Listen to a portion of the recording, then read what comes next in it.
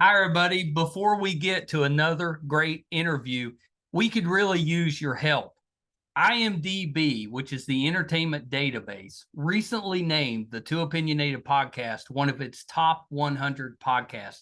This is a monumental feat for this program. We're a father and son team out of a small town in West Virginia, have been doing this for about 5 years. There's 15 million podcasts out there. About 40,000 of those get to the point that they're listed on IMDb. Out of those 40,000 out of the 15 million, we were ranked number 82. Something that we're just immensely proud of. We're so thankful for our listeners, our watchers, our fans. Thank you so, so much. If you would like to help us out, and we're asking for it, please. It's easy. It's really easy. It's free. If you go to IMDb, that's imdb.com, look up Too Opinionated Podcast, and just take a look at the page. That's all you have to do. I mean, you're welcome to look at the cast, look at the episodes so you can kind of see who's been on the program. Do whatever you want. But even just bringing up the page, imdb.com, Too Opinionated Podcast, bring up the page, look at it. That helps us so much. So please, if you can do anything, we would really appreciate that. Our YouTube channel is MeisterCon Pod.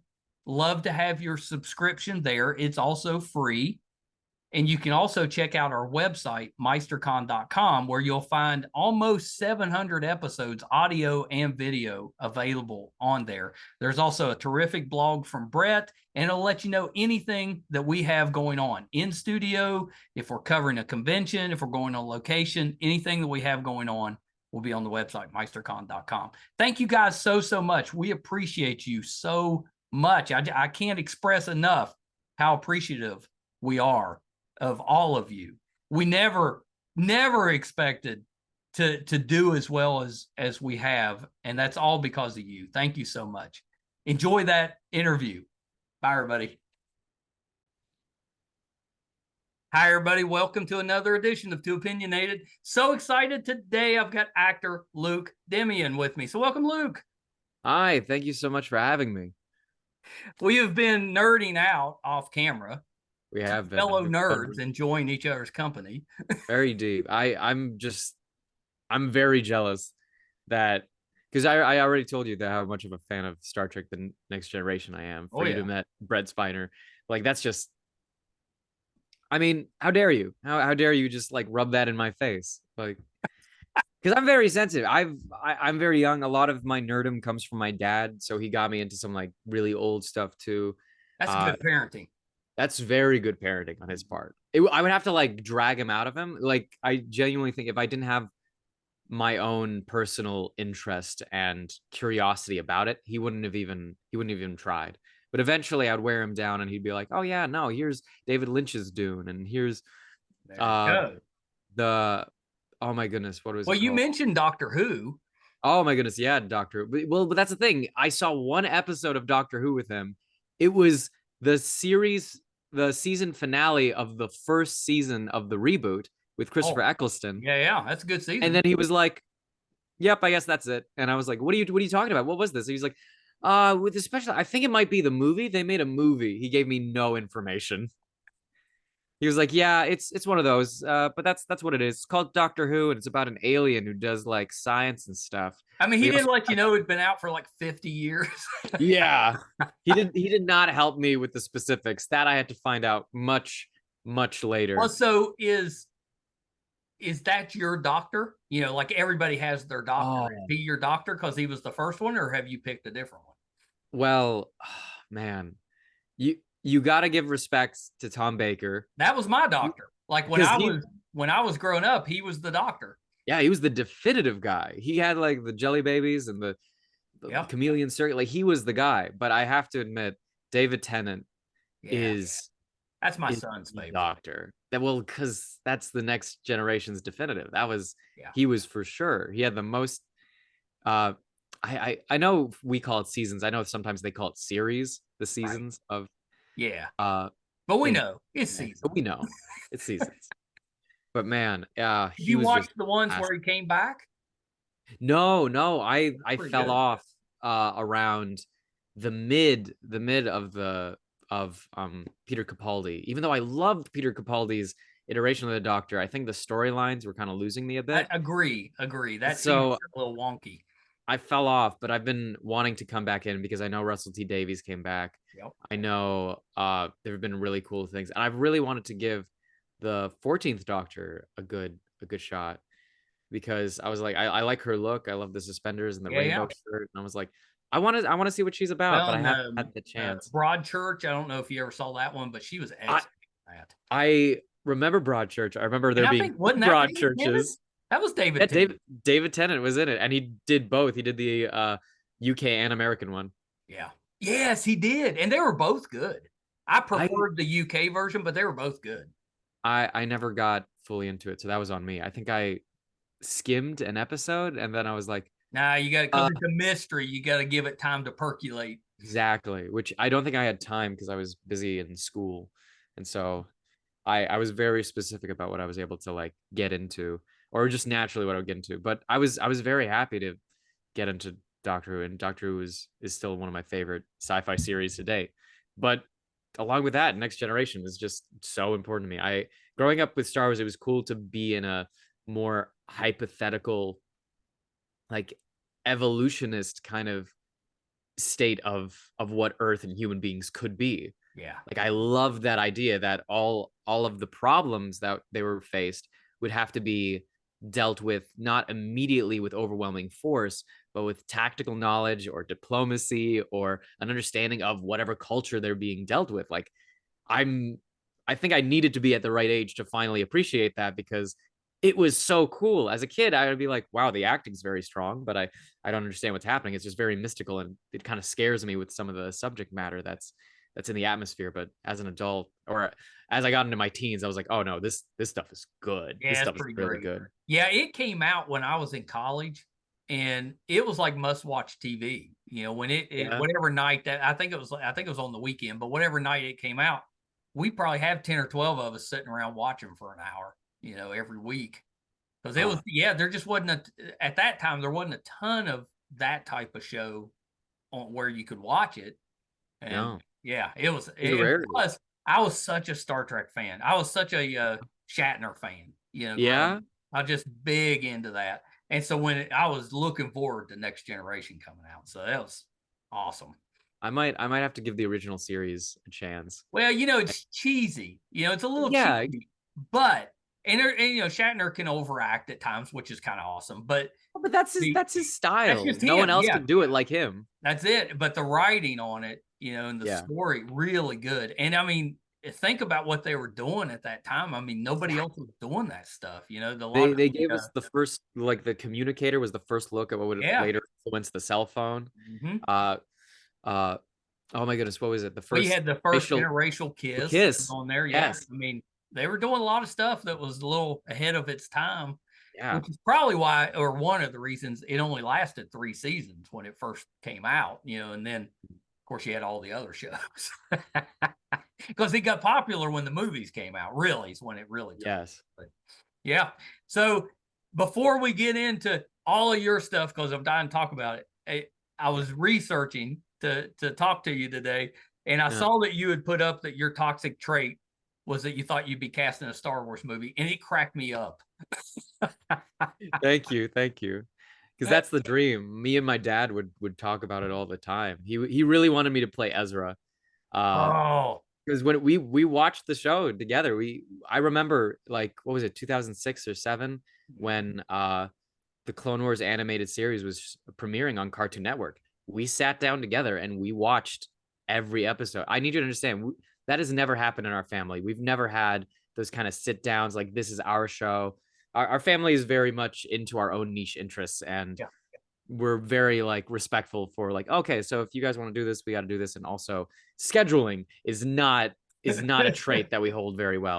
So it was a very amazing rarity that it occurred that me and my dad would watch the Dave Filoni's Clone Wars together. So good. And It's so good. We loved it. I remember we were so confused and a little like judgmental of the movie, not realizing it's a pilot. Right. It's an hour-long pilot for the show.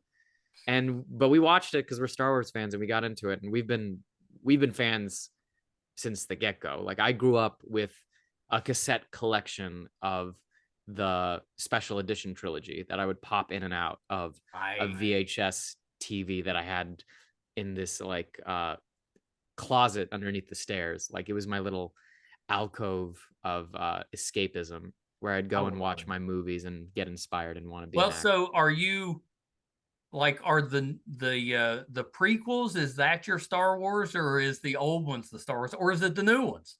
No. I mean both. The new ones I could give me a sec with the new ones. Yeah, I But get you with that. We're yeah, all kind of doing that. It's like I'm some less good, some bad. yeah, because I'm not as judgmental of them as Same. I think the entire fandom is. I think the fandom is allowed to be angry if they want, but there's a certain point where it gets old.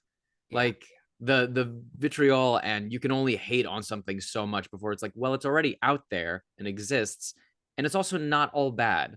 Like No, I no. The expectations were unreasonable, I think. so I unreasonable. mean, I if you mean, could, I always say that, it's my generation really that's usually the most vocal about not liking the new stuff.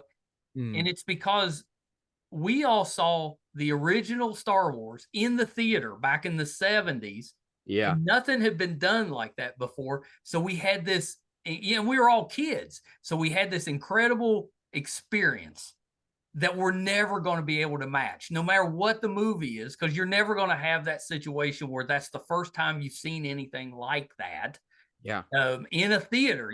We have too much now that we didn't have cell phones or social media or any of that.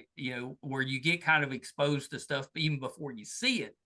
Back then, we didn't have that, and so. no, But this is just my theory. But my theory is that we've been chasing that feeling our whole lives. So when we go see the new one, it could be like the best movie ever, and we're still probably going to be disappointed because we don't recreate entirely that feeling. exactly. Which you can't. Nothing will ever come close to that feeling of when you first experience this for the first time in such an influential stage of your life, Right. because that's kind of what's happening with my generation now too, because Yeah. now we're starting to grow up and we've got these unreasonable expectations of what stories and these epic like retellings of just modern myths have become. We need them to be like this way or this way, or we want to make sure that we can get that juvenile like explosion of like Yeah. dopamine again, when in truth, like, but this is for new people. Like I always love whenever I see like a little kid dressed up as Ray, because I realize, oh wait, it's not for me. I'm never gonna dress up as Ray, but she's having the time of her life. That's She probably right. sees Ray as like her hero, Yeah. and that should be okay. And sure, like you can always put some like some, not, I don't want to say blame, but some criticism on the production for rushing these Yes. and for maybe not taking a little bit more time to make sure that it was like well streamlined, all three movies, instead Right. of genuinely making them feel like so detached and different from each other. But I've honestly, every time I look back at them, although they may not be perfect, I'm so glad Star Wars is back. Oh, me too. Every time I'm like, we have the Mandalorian, we got the last season of Clone Wars, we got Bad Batch, we've got so much coming. We got the Acolyte, which I just saw the trailer Oh, it once, looks and good. oh my god, it looks so good. Yeah. It looks like every fan film that we'd watch on YouTube Yeah. in that age of the prequels, but just fully realized with a full budget and a No, I'm story. super excited for that one. I am ready. So I don't look, I get it. Maybe Boba Fett wasn't everything that you wanted it to be, and maybe it should have been a movie instead of a series that was stretched out with Mandalorian season 2.5 like right there at the tail end. But oh my god, Boba Fett was still super cool. He rode a Rancor. He like fought Cad Bane. I They know. like I've been waiting my that. whole life to see Boba Fett again. I was thrilled. I was having the time of my life with that show. If there's any show that I am a huge apologist and sympathizer for, it is the Boba Fett show. still watch it, and I still have so much fun with it. I still remember when Empire came out, you could send in 5 proof of purchase seals. Like if you bought 5 action figures, you send in Oh the my proof of goodness. purchase, and they'd send you a Boba Fett with the shooting missile out of the back. Well, and of course, it choked somebody, and Nice. and they recalled them. So I had sent my stuff off, and it was supposed to take 6 weeks, and I don't know, 12 weeks went by or something. I'm like, where's my Boba Fett? And that's why they recalled it. So then when it finally showed up months later, it didn't have it was just the regular Boba. Yeah. And I was like, oh. That one kid ruined it for everybody. And it was just one. It was just one. All it takes is one. But to comment on that tweet, I grew up with the prequels. I love the prequels, even after like going through film studies and realizing its faults. I remember having seen the entire original trilogy. The original trilogy was already in my head. I was waiting for them. I was waiting for the prequels. I thought Anakin was going to turn into Darth Vader in Attack of the Clones. That's how like literate how aware and awaiting I was for these stories. I was like, oh, it's a continuation, and I'm living through it in my prime, being 7 years old. I was in my prime. Well, it is for Star Wars. Exactly. So I was having the time of my life, and I still love those movies greatly because my dad took me to see them, and we watched them together, and that's my son's favorite because that was he was born in 90s, and that's his movies. That's his Star Wars. That's the Star Wars for the 90s kids. So yeah, it is my toxic trait because the further I get into my career, the further that dream seems to be. Well, strangely enough, though, your look for the Chosen would work in Star Wars.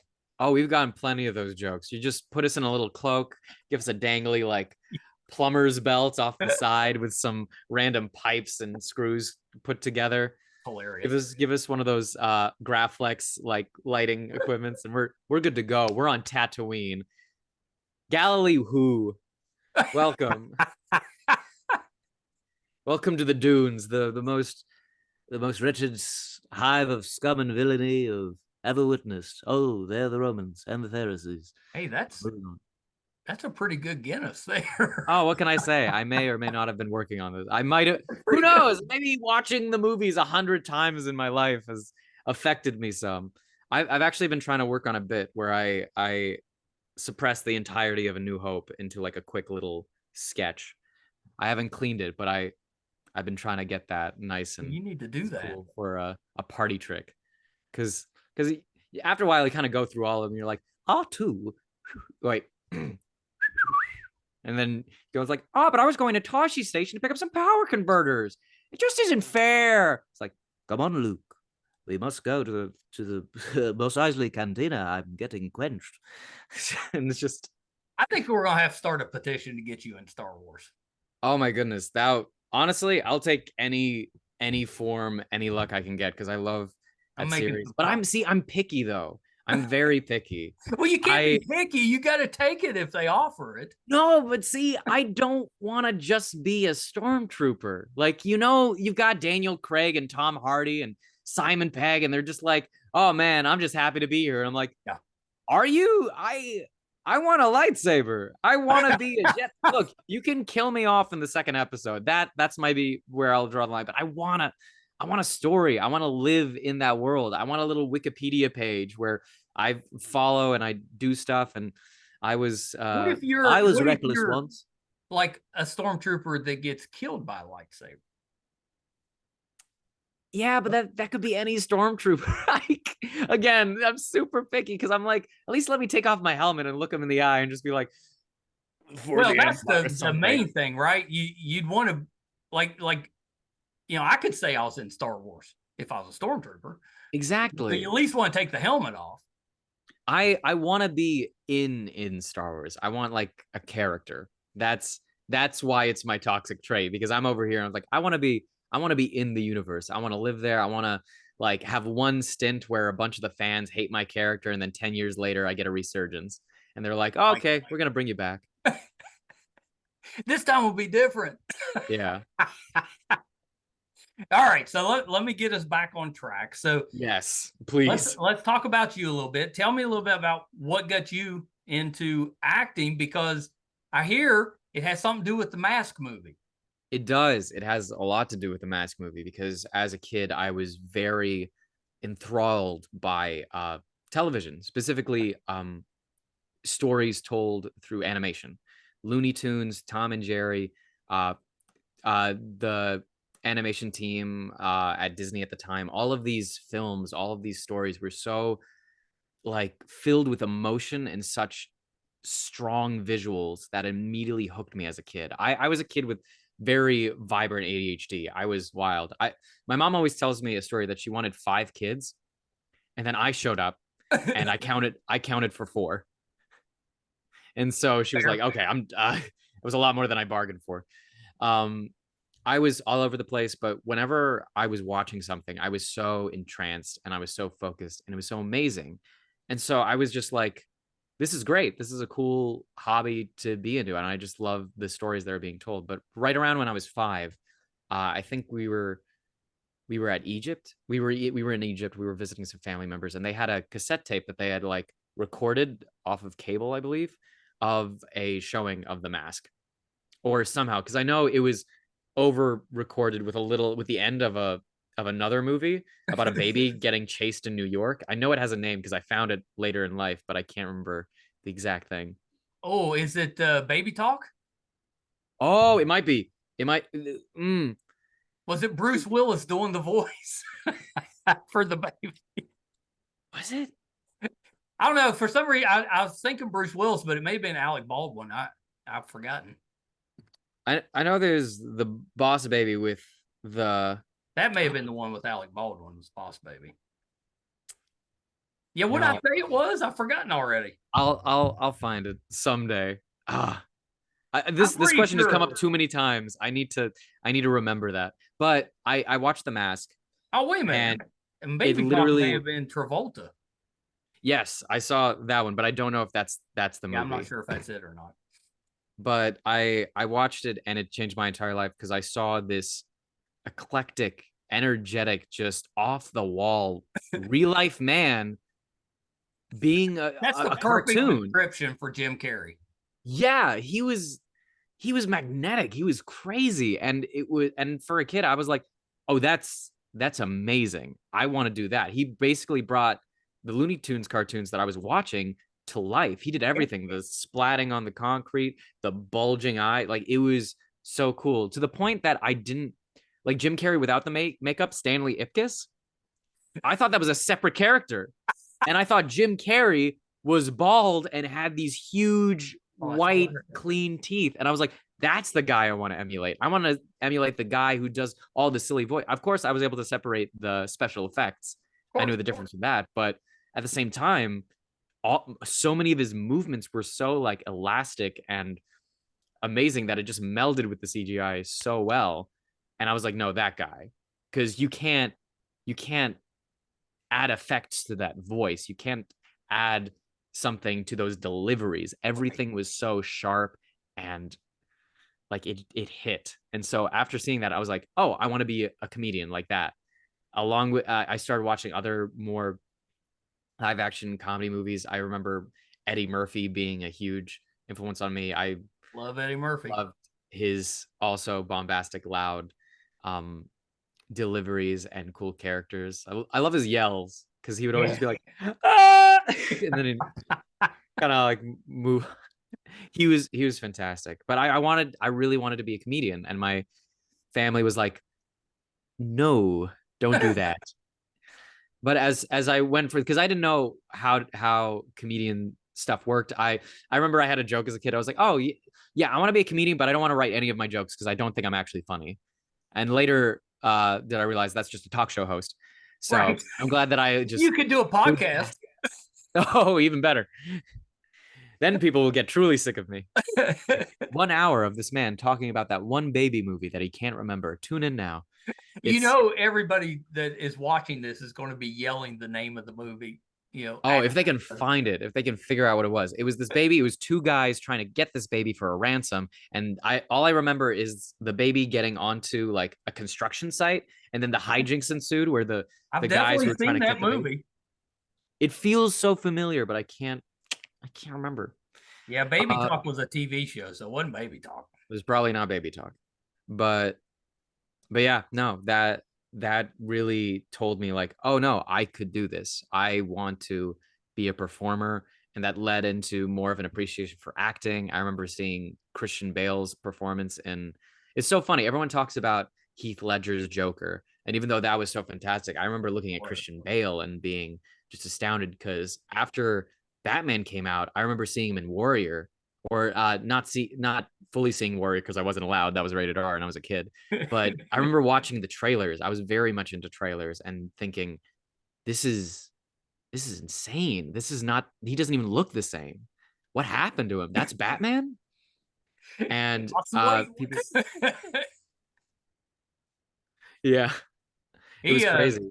His dedication, just when he takes a role, it's almost scary, because he's so involved. He's so into it, and he's truly an incredible performer. Watching him in Vice was so cool. Just seeing him take on that like Dick Cheney persona, and the like just little like mannerisms. Yeah, it was it was mesmerizing. But him finding out about like other actors that I now like idolize, like Mark Ruffalo. Like I love his subtlety in how he differentiates characters, because I've never seen him do the same guy twice. Oh, you're right. But it's always in this minuscule fashion. It's almost like if you tried the same kind of pasta dish from different restaurants and it's never the same. You're like, no, that looks the same. But the moment you like taste it, it's like, no, what did you do? What did you do? I can't tell what you did, but it's extremely different. And that's frustrating. Yeah, because you're right there. I see you. You're not trying to transform. That's right. But you did it in here. And you can tell there's something different. It's just hard to pick out what it is. Yeah, he's super cool. I just watched him in Poor Things, which is I need to watch Poor Things. I haven't seen it yet. I'm excited. Yeah, he's excellent in it.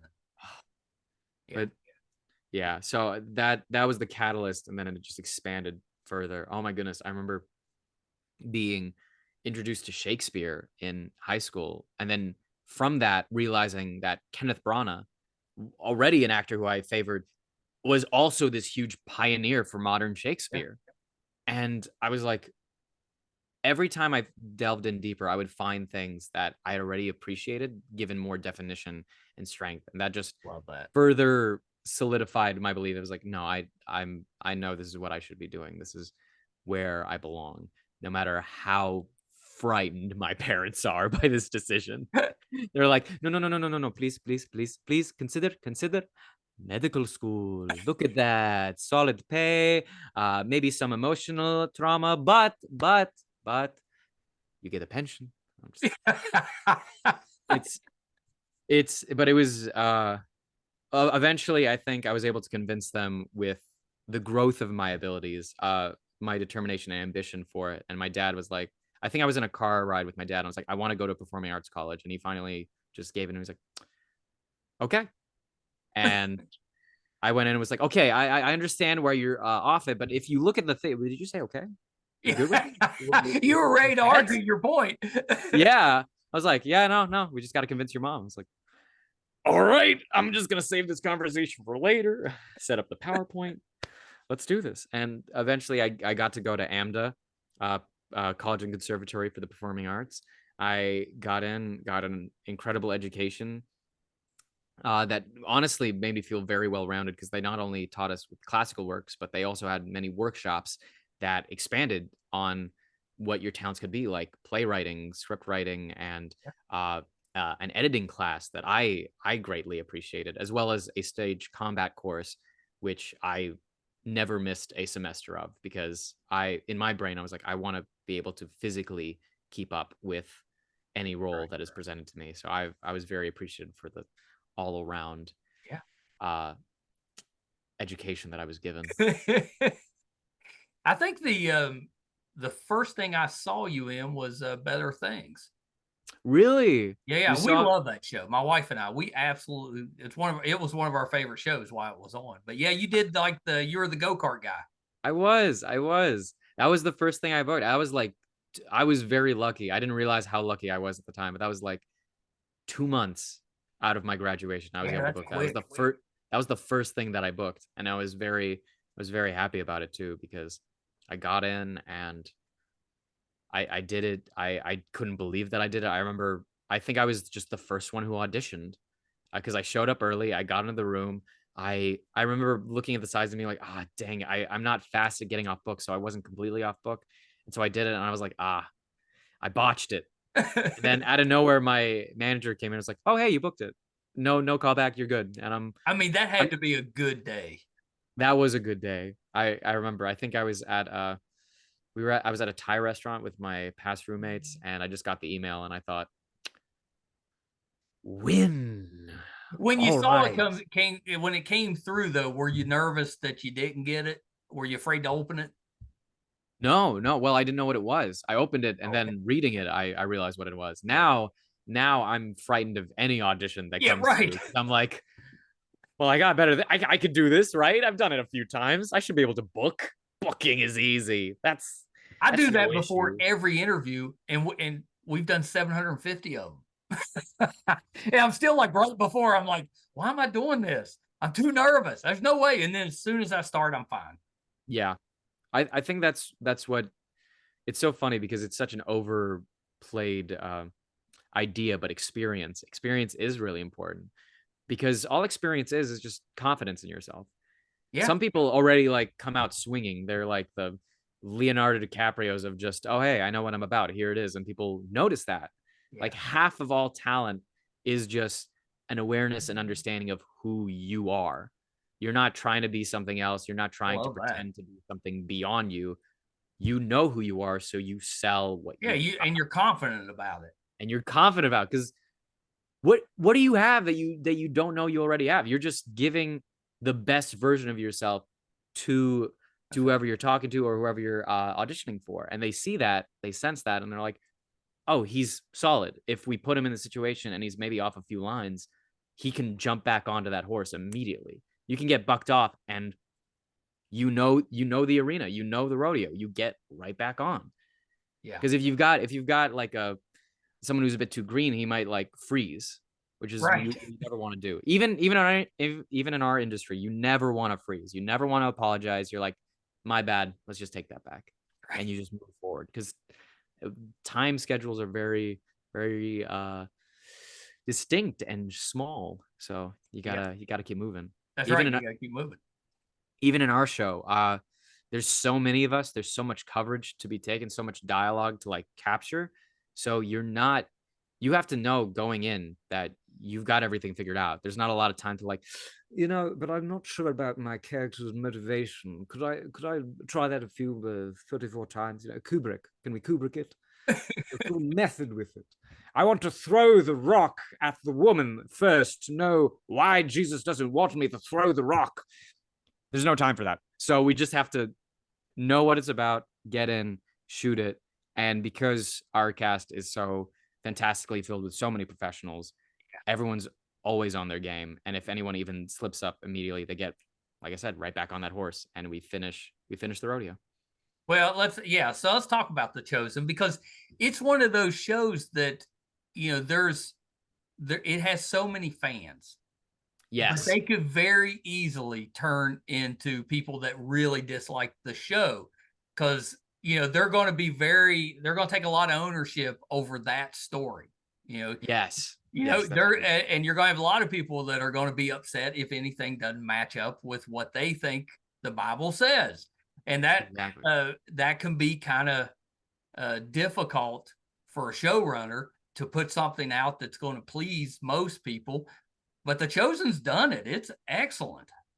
I think that's all to the benefit of Dallas Jenkins, our creator and showrunner, because his research that he goes through is very well based. He goes deep into what could be the most historically accurate depiction of what we can tell, and then we tell that.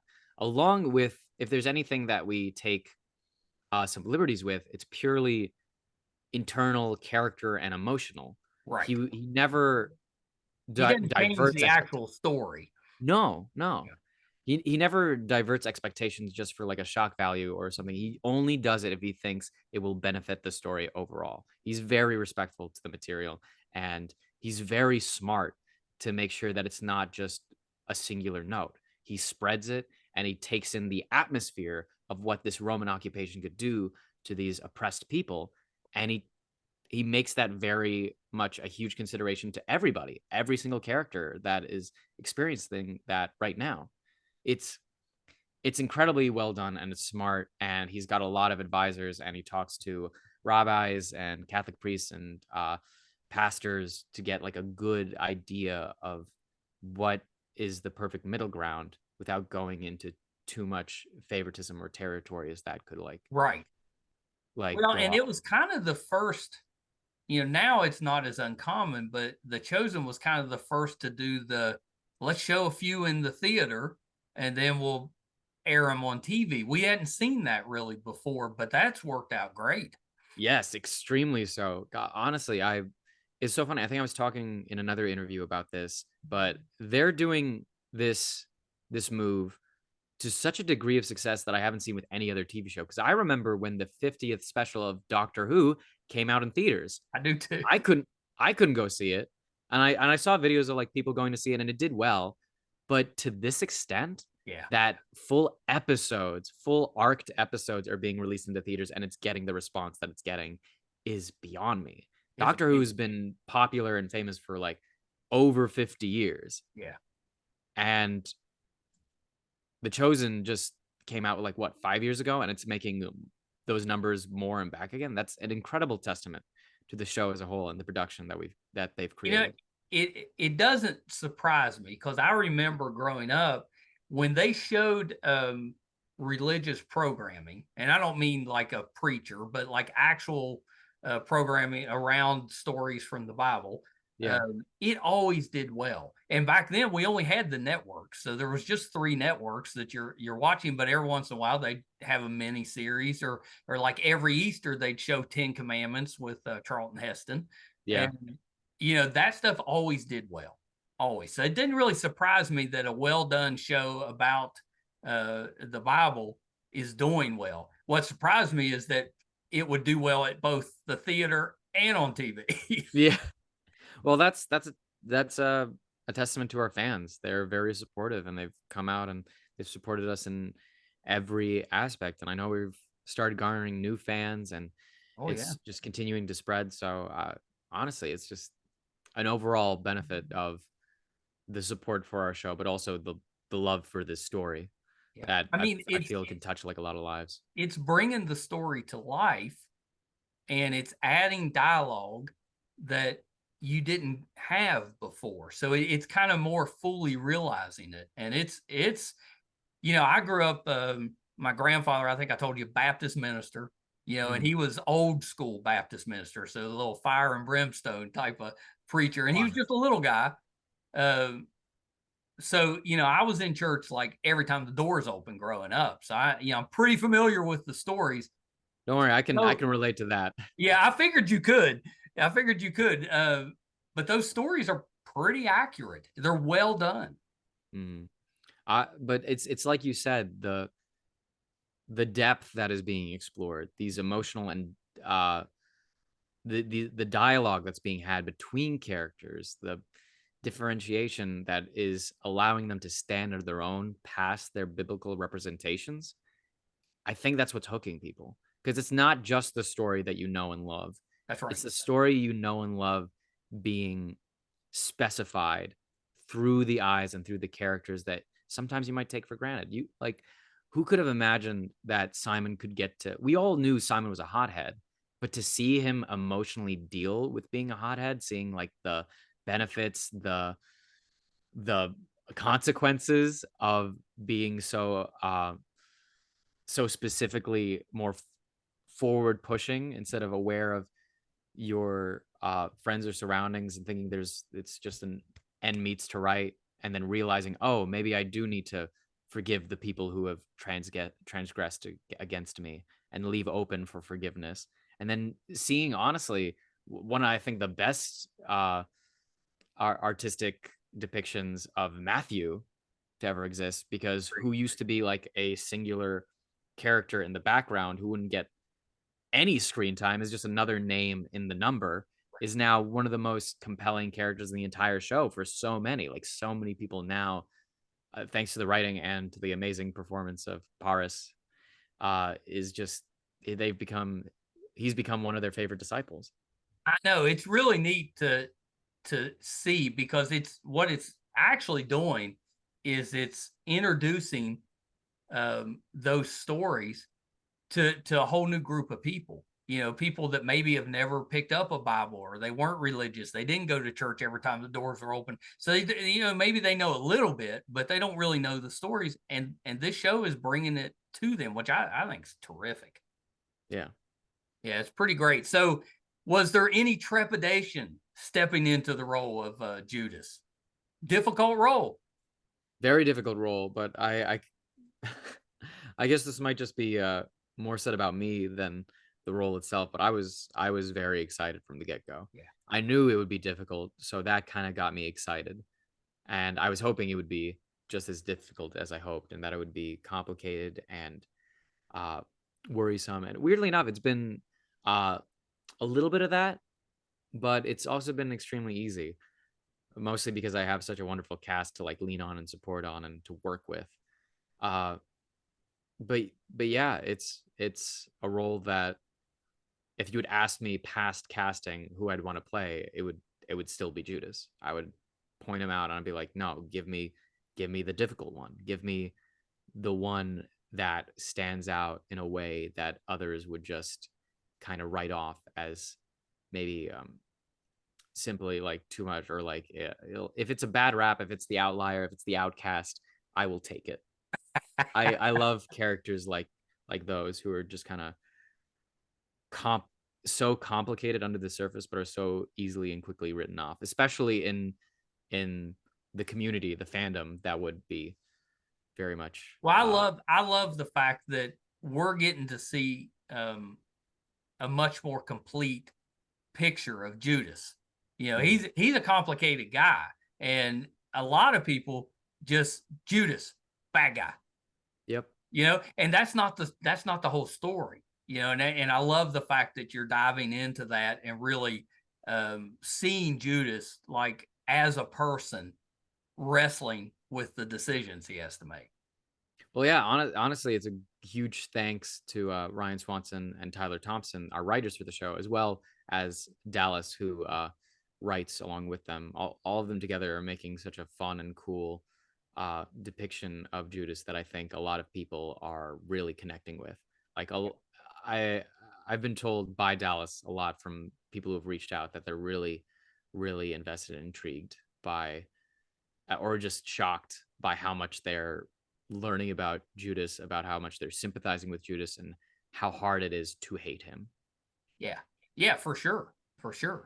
And I just really enjoying that broader picture, because you know how that goes. We, you know, as you grow up, evil, good and evil, kind of black and white. That's Yeah, a good guy. That's a bad guy. But you know, as adults, you know, it's not that easy. You know, it's a that fine line that between spectrum good and is evil. brushed over together into a giant blob of gray Yeah. that can be specified literally not even over time, but just in moments. Like Yes. anybody has their moments of being good or bad, and then it's just up to you to, how do you define that person? Yeah. You tell me. How does it weigh? We've all Uh, had those moments where we're not proud of, you know, we're not no. at our best. And hopefully, for most of us, we're not uh, held accountable forever on whatever our bad decision was. Oh, but see, that's the beautiful thing about humanity. I think that's a beautiful thing about this story, is because it's its true like lesson is, no matter what you've done, no matter who you are, no matter who you think you are, and if that holds you back from something or some way of getting better, you're not defined by your past. You're not defined by your worst parts.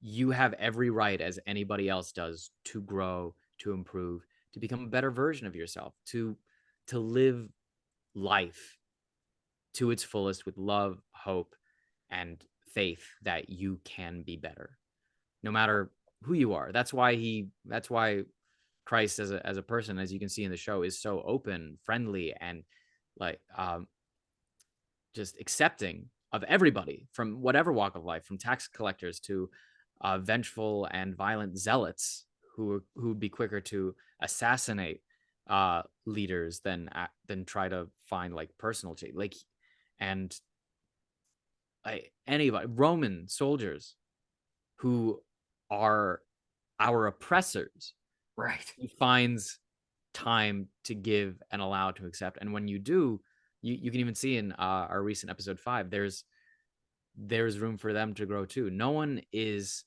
the person you write them off to be. Right. That's right. And I think that show is very, very clear in that lesson, and it shows that. Yeah, I love it. You're exactly right. You're exactly right. So I know that you've got a kind of a religious family. You know, how have they taken to you playing Judas? Oh, it's so funny. When I first got cast, I told my family, and I was like, okay, so I'm in this show. It's a Jesus show. It's called The Chosen. They hadn't heard of it before. And my sister, I was like, oh, they showed me a scene of that in our religious studies class. And I was like, I want you to guess who I'm playing. And my mom leaned back and she had this disappointed, smug look in her face. Like, it's Judas, isn't it? I was like, yep. Not even a second. That's a mother. That's a mother. She knew exactly. She was like, I know the type that you enjoy. I know you like the villains. You like those the bad boy types. You're playing Judas, aren't you? And I was like, that's me. I should have asked you, if you're in Star Wars, would you prefer to be Jedi, Sith? Oh, no, I'd want to be a Jedi who's tempted by the Sith. Okay. I want to be that. I want to be that, like, Revenge of the Sith Anakin Skywalker, just like, or even better, I'd love to. Oh man, that journey that Luke goes through in Return of the Jedi, Yeah. with like the full black suit, Yeah. absolutely popped up, until he finally defeats Vader and he looks at his saber and he just throws it away. It's like, didn't go as planned, eh, Your Highness? And then the little flap of light comes out of his costume. Ah, that's Yeah. that's peak character. Peak character. That's awesome stuff. Yeah. That's pretty great. Star Wars just it's I mean, is there a franchise out there that people know more than Star Wars? I mean, even non-fans know what Star Wars is. No, absolutely. Everybody knows who Darth Vader is. Yeah, Everybody. exactly. Him and Yoda, like, it is synonymous with sci-fi, fantasy, and just film culture. That's what blockbuster movies are. That's Star Wars.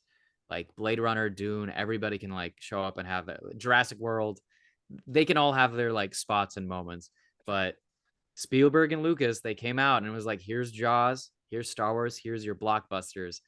And Star Well, they Wars, did Indiana Jones too. that's true. That's true. They both came together. It was like, what if we combined our powers and made Yeah. the ultimate hero fantasy for people? And then Indy popped out. But I feel like Star Wars gave that epic. It really transgressed what I think movies could be for a lot of people. That it could be that all of media could really like transcend past this idea that you have to be grounded on Earth, that you have to be set in this Right. kind of. Yeah, it Lights brought and like idea. the space opera to regular people, you know, Yeah. non-nerdy people. You know, some of us that love that stuff, we've seen other stuff, 2001, that type of stuff, but Star Wars really brought it to the masses. Yeah. Yeah. Because Hey, did you watch Ahsoka? I did watch Ahsoka. I thought the actor we lost, Ray Stevenson. Ray Stevenson. I thought Yes, his character on there was excellent because it was kind of that, you know, Jedi that he wasn't turned completely evil, but he was in between a little bit, kind of that gray Jedi type of thing. Something like it's such a loss. It's such a disappointment to have such an amazingly cool, complex show that understands Star Wars, and to then have a new character in most situations, which would usually be like thrown away or not given enough Right. chance to grow, and then to be introduced to such a character with such depth and intrigue and mystery that the entire fandom unanimously is in love with them, just to have this harsh I passing know. come It is over a us. shame. Honestly, I just hope he's looking down on us knowing how much we loved his depiction and how fantastic his Oh, character he was was. excellent. And he's such a good actor. I mean, he was the Racing, Punisher. yes, You know, he he's was so fantastic. Rome. He was in Rome. He was so good. And he's He, an excellent actor. he was Volstagg. Yeah, Oh, yeah. Yeah. he was Volstagg in the Thor movies. Yeah, I forgot about that. Yeah, that was him. His range was truly something special. I know You he know, if was. you really go back and look at some of those first couple of Thor movies, they had quite the cast. I mean, Oh, outside the main cast, the secondary cast was just as famous. I will always be a huge supporter or proponent claiming that the first Thor movie was the best one. I am a huge believer that the first Thor movie, if you took out all the Earth stuff and Right. if you just made it that, because the Earth stuff was fun. You're it's a fish out of water. You're doing the thing. You're Right. setting them up, but everything on Asgard, all of the performances, the characters interacting with each other, that oh, I know. they did the impossible. They made the silver crowned rainbow throwing like Asgardian text written comic book character come to life in a real variable way, and that's amazing. But not to beat a dead horse, but I think that's thanks to Star Wars. Star Wars created the cinematic idea that, oh no, you can press the ideas of imagination. You can take your audiences to places they've never been to before. If it wasn't for Star Wars, I don't think we would have gotten uh like cinematic masterpieces like Lord of the Rings or Game of Thrones. Yeah. These this like the epitome of the fan, because everyone could talk about sci-fi, but what Star Wars truly is the perfect mix of fantasy, Western, You're right. space exploration. It was an adventure, and it made everybody else realize, oh, I want to take people on an adventure too. I want them to explore and have fun in an imaginative world where they can like escape or dream for something bigger. Because reality can be great and all. It's good to set your expectations where you can reach them, but imagine if you shot for the stars. Even if you missed, who knows? You could land on the moon. Yeah, which wouldn't be a terrible thing. Not horrible. That's a decent gravity. consolation prize. Yeah. Well, Luke, thank you for taking some time. This has been great. I knew it was going to be fun to talk with you because I knew you're kind of nerdy. So I thought we'd have a good conversation. Didn't mean for us to go off on so many tangents, but that was hilarious and fun. Oh no, I did. You should have never brought up Star Wars. That was your first mistake. We could have been here for an hour or two longer. We didn't even talk about my opinions on The Last Jedi. That's an entire episode on its own. Yes, but you have to come back because we got to talk about Last Jedi. Oh, for sure. You know my people. Just be like, hey, we want another. Just another. Give him back. At some point, we have to do this again. And have you been invited to any conventions yet? No, I have not. Conventions. I'm a little. We'll see how that plays out. My representatives have been very hopeful. They've been very kind to uplift me, and that would be a lovely idea. But I the only convention I've been is to our own self-named convention, which was Chosen Con, which I believe we're going to have another one next year, or That's no, this year, later this year. Yeah, I know. It's so neat to see a new franchise, basically. Yeah, start a con. I mean, that's difficult to do if you're a sci-fi or fantasy franchise. Yeah, it's incredibly difficult, but they pulled it off, and it was a successful weekend run, and we had fun. So we're doing it again. Once we get you in Star Wars, I'm gonna make some calls. Then the convention invitations will be coming. Oh, most definitely, for sure. That's why I want to be like, if I'm just a stormtrooper, then nothing will happen. That's true. But if I'm Jedi Padawan, Beldor Crumpendump, then I'd at least get a small little table off to the side where people can be like, oh, who's that? Oh, cool, whatever. Nice to meet you. And they'll wave at me, and they can walk by and actually go get something signed by Hayden Christensen.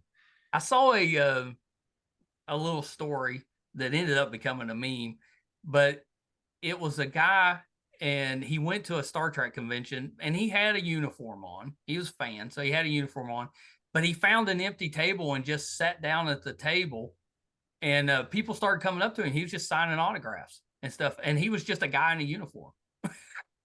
But he was sitting at a table, so people lined up. Oh man, ain't that the dream? Is that all it takes? That's all it takes, because you could totally do that with Star Wars and be like, yeah, I was the stormtrooper, and the one in this scene, that was me. Yeah. And people probably want your autograph. Perfect. Man, maybe I should make a secondary career out of that. I've always said con infiltrators. Yeah, that's it. It like if I was ever on a show, like Chosen playing Judas, whatever it was, I would live as that character forever. I would spend all my time just showing up at conventions. I'd be like, I'm here in costume. Oh my God, if they'd let me have the costume. Well, you got to get. But I don't know if I could live as that character for too long. Mostly because that character. That'd be a tough one. But yeah, mostly because he has an expiration date. Let's say it's Luke Skywalker. See, now you're speaking my language. You could be Luke forever and probably be happy with that. Yeah, I could be the slightly over toasted Luke. Just the slightly caramel glazed Luke, just straight out of the bakery. Sweet. The best part about Mark Hamill is he just seems like a good guy. Oh, he seems like he's having so much fun. He's not worried or bothered by anybody else's like issues or ideas of him. He's just like, I know what I'm about. I enjoy performing. I'm going to be the greatest hero of all sci-fi fantasy, and also the greatest villain of all of all time for every comic book nerd. I mean, has there been a man who has played less characters but been more famous? I don't think there has, because he's really has only played a handful of characters. You'd be surprised. His voice work. Now voice work's different. Now, if you want to go voice work, he's done so much on the board. Yeah, like he's a veteran actor and performer. And honestly, outside of the Joker, he has done a ton of voices. Yeah, but he's the Joker. Like when he is the Joker, just like Kevin Conroy. Yeah, him and Kevin Conroy, that's the team. That's Batman and Joker. Yeah, that hurt. That was a loss. I think felt throughout. There's been a few people that have just crushed me. That Adam West, when we lost, that was terrible. Gene Roddenberry died on my birthday when I was in college. It about killed me. Oh man! It's not like I knew him personally, but really. But you don't have to know someone personally to know that they've affected your life so greatly with their works. That's something I've been dealing a lot with the loss of Akira Toriyama, the creator of Dragon Ball. Recently. I know that hit a lot of people hard. That's my series. Look, Star Wars is like, for me and my dad, it means the world to me. It's super close up there. But weirdly enough, Dragon Ball felt like that one was mine. Like nobody else understood it. Nobody else like seemed to care. Everybody else made fun of me for it. But that series meant the world to me as a kid and even now. And it was this beautiful, magical adventure. And He's still pretty young. I think it was like he was 60, 68, 67. I mean that's not bad, but that's still fairly young. You wouldn't expect him to pass that early. Yeah, but he apparently was sick. He had a tumor he was fighting in his brain, and he died from a subdermal hematoma, which was like the bleeding. And so he honestly, I'm just thankful for all the work that he gave us, and I'm glad that he can rest knowing that so many people loved his work and that he changed the entire scape of manga and shonen anime for all time. And speaking of conventions, I went to one time, and there was a line that went out the door. I mean, like you could see it when you were walking up to get into the convention, the line's out the door. And I'm like, whose line is that? So I go look, and I'm seeing all these famous people, nerdy people that you want to see and stuff. Nothing. They're just sitting there. And I'm like, you couldn't see who was at the end of this line. So we just kept walking all the way in the back. We get there, and it's a group. They had a little grouping of just the Dragon Ball Z voice actors.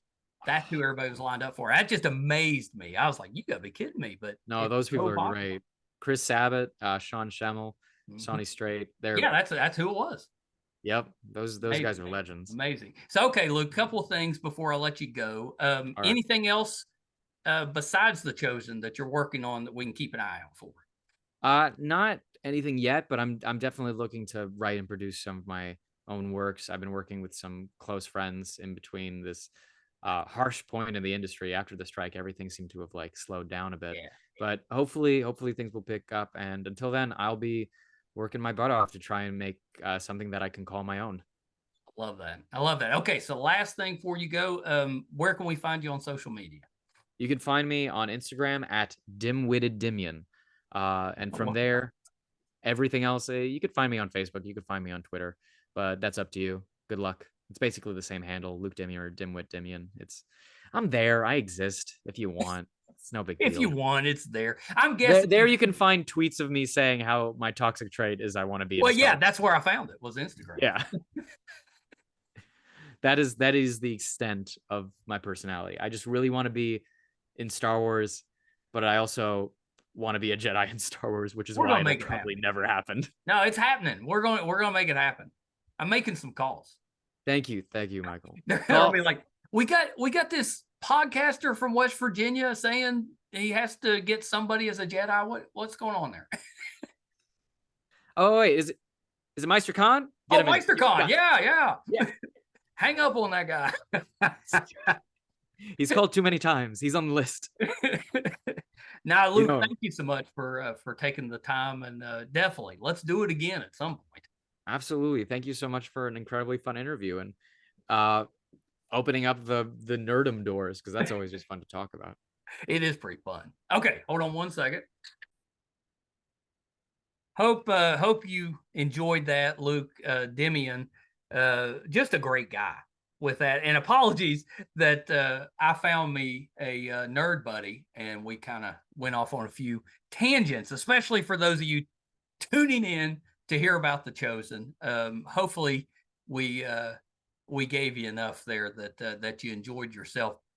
Luke is terrific. He's a really talented actor and just a good guy. So I hope you enjoyed that. We talked about most of the things that I wanted to bring up. His grandfather, he kind of alluded to it, but his grandfather is actually an Egyptian priest, which is why I mentioned that I knew his family was kind of religious. He was on this show called Home Invasion. He played Zeb, that good friend of ours that's on the mayor of Kingston, Nisha Munchie, has been is on that show as well. So I meant to ask him about that, but we'll get him on the next visit. If you're finding us for the first time, so happy that you're here. Thank you so much. We've got more of the cast of The Chosen coming on the show. So please do me a favor and subscribe. Our YouTube channel is MeisterCon Pod. It's free to subscribe. Doesn't cost you anything.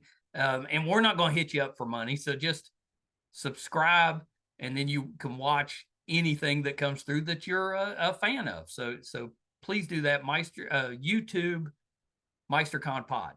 Our website is meistercon.com. There's 750 episodes and counting on there right now. You can get those audio and video versions. It also lets you know anything that we have going on. So please check us out there, meistercon.com. Thank you guys so much. Until next time. Bye, everybody. Hi, everybody. I'm once again here to ask for your support. It's been a big year for the Too Opinionated podcast. Back in February, we got to live out a dream, moderate for William Shatner here in our hometown. In May, we passed 100,000 downloads on our YouTube channel, and we followed that up in June with 50,000 downloads on the audio side. We recently posted our 600th episode, which is pretty good volume for just a father and son operation. You know, not too many podcasts can keep that volume up. We've been doing this now for 4.5 years, 600 plus episodes. We recently hit 1,000 subscribers on our YouTube channel, which is a really big deal for us because we've always gotten the views, but have struggled to get people to subscribe. So that 1,000 was a big deal for us. And best of all, we were recently named one of the top podcasts on IMDb, which is the entertainment database. You know, those that are ahead of us, we came in at number 82. Those that are ahead of us are bigger companies like Disney, mostly Marvel, and Joe Rogan, that type of podcast. So for us, being just a small West Virginia father and son podcast, to be in the top 100 out of 15 million, it's a pretty big deal for us. So thank you for everything you've done for us so far. Got a couple little ways, though, that you can help us, and they're free and they're really easy. If you haven't checked out our YouTube channel yet, please go to YouTube. It's under MeisterCon Pod. Just hit subscribe. It's free, doesn't cost you anything, really helps us a ton. And maybe even more important, if you could go to imdb.com, look up the Too Opinionated podcast, and just look around the page. Just having that traffic on the page really helps us out. So that's a couple easy ways that you can support us, even if you're not listening or watching all of the time. And we want you to listen and watch, because I think that our guest list, I would put up against anybody, any other show, podcast, anybody out there. I think our guest list holds up.